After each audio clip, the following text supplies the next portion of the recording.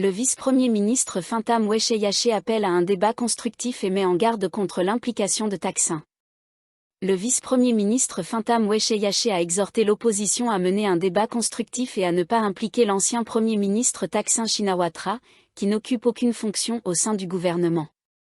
La motion de censure vise la première ministre Paetongtarn Shinawatra, alimentant les spéculations selon lesquelles l'opposition pourrait critiquer Thaksin, père de la chef du gouvernement, qui reste politiquement actif. Madame Paetongtarn est accusée de manquer de compétences en leadership, de connaissances et de capacités pour gouverner efficacement. Monsieur Fintam a déclaré vendredi que le débat devait servir l'intérêt public et être fondé sur des faits plutôt que sur une rhétorique susceptible de provoquer des malentendus. Interrogé sur la préparation du gouvernement, il a affirmé que la première ministre et son cabinet étaient prêts à faire face aux critiques, tout en avertissant l'opposition qu'elle devait faire preuve de prudence lorsqu'elle critiquait d'autres individus, sous peine d'éventuelles conséquences judiciaires. Thaksin n'est pas Premier ministre et l'opposition n'a pas le pouvoir de l'examiner. Elle peut interroger la première ministre et les ministres du cabinet dans le cadre légal prévu, a-t-il déclaré. Monsieur Fintam a insisté sur le fait que le débat ne devait pas être utilisé comme un outil politique visant à discréditer le gouvernement, à prendre l'avantage politiquement ou à séduire les électeurs en vue des prochaines élections. Il a rejeté les affirmations de l'opposition selon lesquelles le débat de censure pourrait conduire à une dissolution de la Chambre, jugeant qu'il était trop tôt pour envisager un tel scénario. Controverse autour de la durée du débat. Plus tôt, Natafon Ruangpaniawut, chef de l'opposition et du Parti du Peuple, PP, a déclaré que bien que le débat vise la première ministre, il concernerait inévitablement plusieurs ministères et partis de la coalition, ainsi que certaines questions liées à Thaksin. Vendredi, Kunin Sudarakeyurafan, leader du parti Thai Santhai, TST, a exprimé son inquiétude face aux informations selon lesquelles le débat de censure serait limité à une seule journée. Selon elle, une telle décision traduirait la volonté du gouvernement d'échapper à l'examen minutieux du Parlement par crainte des critiques. Elle a appelé le gouvernement à accorder un temps suffisant pour un débat transparent et approfondi. Kunin Sudara a insisté sur le fait que le débat s'articulerait autour de 3 grandes questions, une mauvaise gouvernance, la corruption et des politiques pouvant causer des dommages à long terme au pays. Madame Paetongtarn doit répondre à ces préoccupations, et l'issue du vote de censure reflétera également la confiance du public, a-t-elle conclu. Le gouvernement met en garde les étrangers louant illégalement des condominiums en tant qu'hôtels. Le gouvernement a averti les étrangers qui achètent des unités de condominium et les louent à des touristes comme des hôtels, indiquant qu'ils enfreignent la loi thaïlandaise, a déclaré vendredi Anukul Prueksanusak, porte-parole adjoint du gouvernement. Cet avertissement intervient après que les autorités ont découvert de nombreux cas de ressortissants chinois louant leurs appartements à des touristes via Airbnb. Cette décision fait suite aux plaintes de résidents de certains condominiums, principalement dans le quartier de Sukhumvit, signalant des nuisances constantes, notamment du bruit excessif, la consommation de cannabis et des dégradations des parties communes causées par les occupants de courte durée et leurs visiteurs. Selon ces plaintes partagées en ligne, ces locataires temporaires étaient des touristes ayant réservé des chambres via des plateformes en ligne. Les appartements appartenaient à des ressortissants chinois et étaient loués en tant qu'hébergement Airbnb. Les clés d'accès aux immeubles et aux appartements étaient stockées dans des boîtes verrouillées à code numérique, ce qui compromettait la sécurité des résidents, selon les plaignants. Certaines copropriétés ont tenté de résoudre le problème en interdisant l'installation de ces boîtes à clés dans l'enceinte de la résidence. Cependant, les investisseurs chinois ont contourné cette interdiction en plaçant ces boîtes dans des espaces publics à proximité, comme sur des arbres, des lampadaires ou même des stands de nourriture de rue. Enfreinte à la loi sur les hôtels.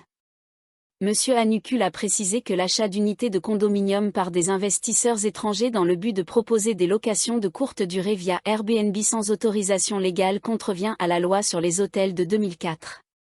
Les contrevenants encourent une amende pouvant aller jusqu'à 20 000 bahts, avec une pénalité supplémentaire de 10 000 bahts par jour jusqu'à l'arrêt de ces activités. De plus, la plupart des règlements de copropriété interdisent clairement la location journalière. Le ministère de l'Intérieur a également ordonné au département de l'administration provinciale de surveiller de près la situation et d'effectuer des inspections dans les condominiums suspects. Tous les contrevenants, qu'ils soient thaïlandais ou étrangers, feront face à des poursuites judiciaires, a-t-il ajouté. Inspection et mesures prises. Par ailleurs, Agvarunio Amrapala, porte-parole de l'administration métropolitaine de Bangkok, BMA, a confirmé que des investisseurs chinois achètent des condominiums dans des zones touristiques clés et les louent quotidiennement, ce qui perturbe la vie des autres résidents. La BMA a inspecté plusieurs immeubles situés le long des routes de Satong, Charoenra, Chan et Sukhumvit 42. Une boîte à clés a été trouvée à cette dernière adresse, incitant l'administration du district de Phra Nakhon à approfondir son enquête. Monsieur Agvarunio a souligné que les bureaux juridiques des condominiums doivent surveiller et signaler tout comportement suspect et appliquer strictement les règlements interdisant la location journalière.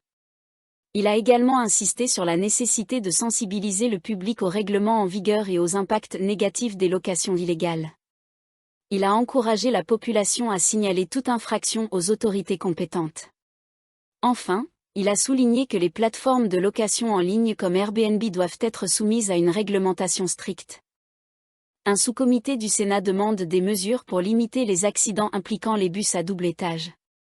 Un sous-comité du Sénat chargé des infrastructures et des véhicules appelle à la mise en place de mesures pour prévenir les accidents routiers causés par les bus à double étage. Vendredi, Surache Liangbunlertche, président du sous-comité, a déclaré que plusieurs secteurs concernés avaient été convoqués pour discuter des résultats d'une enquête préliminaire sur l'accident impliquant un bus à double étage, survenu mercredi dans la province de Prachinburi. L'accident a causé la mort de 19 personnes et fait 30 blessés. Une conception inadaptée aux routes interprovinciales. Selon l'enquête, la conception même du bus à double étage serait la principale cause de l'accident. Monsieur Surache a indiqué que les experts s'accordaient à dire que ce type de véhicule n'était pas adapté aux trajets interprovinciaux, en particulier sur les routes en pente. Avec une hauteur dépassant la norme de sécurité de 4 mètres, ces bus présentent un centre de gravité instable, augmentant ainsi le risque d'accident. C'est pourquoi, depuis 2016, le département des transports terrestres a cessé de délivrer de nouvelles immatriculations pour ces véhicules. Cependant, au moins 7000 bus à double étage enregistrés avant 2016 circulent encore aujourd'hui, a-t-il précisé. Ces bus ont été impliqués dans plusieurs accidents tragiques, notamment l'incendie d'un bus scolaire le 1er octobre dernier, qui a coûté la vie à 20 élèves et 3 enseignants. Monsieur Surache a insisté sur la nécessité pour l'État d'améliorer ses mesures de sécurité routière, en renforçant le contrôle des véhicules et l'entretien des infrastructures. Malgré une politique de sécurité routière en place depuis une décennie, au moins 10 000 personnes meurent chaque année dans des accidents de la route. Il est essentiel de renforcer les discussions et de mettre en place des mesures nationales pour une initiative commune, a-t-il déclaré.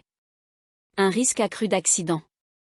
Natakorn Fuksuksakhul, professeur à la faculté d'ingénierie de l'université de Thammasat, a souligné que les bus à double étage étaient plus adaptés aux visites touristiques en ville, à faible vitesse, 30 à 50 km/h, plutôt qu'aux longs trajets interprovinciaux. Selon lui, ces bus ont 7 fois plus de risques d'être impliqués dans un accident qu'un bus classique, et les passagers y encourent un risque de mortalité 10 fois plus élevé. De plus, la répartition des passagers sur le pont supérieur affecte considérablement l'équilibre du véhicule, augmentant les risques de basculement en cas de virages serrés ou de routes inclinées. Cependant, M. Natakorn reconnaît que supprimer immédiatement ces bus du réseau serait difficile. Il propose donc d'instaurer des limitations de vitesse et des zones spécifiques où ces bus pourraient circuler en toute sécurité. Un avion de combat Gripen atterrit et décolle sur une route à Sangla lors d'un exercice militaire. Une route de la province de Sangla a été transformée en piste d'atterrissage pour un avion de combat Gripen, marquant la première utilisation de ce type d'infrastructure dans un exercice d'urgence. Jeudi, une section de la route 4287, dans le district de Atigrekaï, a été temporairement fermée pour permettre à l'avion d'utiliser la chaussée comme piste d'atterrissage improvisée. L'exercice simulait une attaque contre une base aérienne de la Royal Thai Air Force, RTAF, nécessitant le recours à une piste de secours sur route. Selon la RTAF, l'avion bimoteur a réussi à atterrir, à être ravitaillé et équipé de missiles, avant de redécoller lors de cette manœuvre qui a duré 1 heure. Parmi cette route présélectionnée, la route 4287 a été choisie pour cette opération historique, marquant la première fois qu'une route thaïlandaise est utilisée comme base aérienne pour un avion de combat. Les jets Gripen constituent les principaux avions de combat de l'armée thaïlandaise, avec leur base principale située à Wing 7, dans la province de Suratani.